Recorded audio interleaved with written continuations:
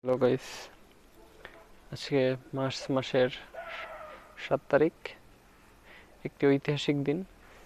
তবে এখন কিন্তু কুয়াশা পড়তেছে, শীত নেই বললেই চলে।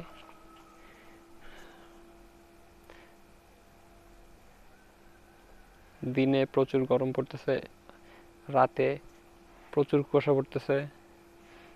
কিভাবে যে কি চলতেছে বুঝতেছি না। এদিকে কুয়াশা, হঠাৎ করে দেখতেছি যে একবারে কুয়াশায় অন্ধকার হয়ে গেছে চারদিক। ঘটনাটা কি? বাংলাদেশের আবহাওয়া দিন দিন কি ইউরোপ হয়ে যাচ্ছে বুঝতেছি না। দেখুন, এদিকে সব অন্ধকার, দেখা যাচ্ছে না কিছু।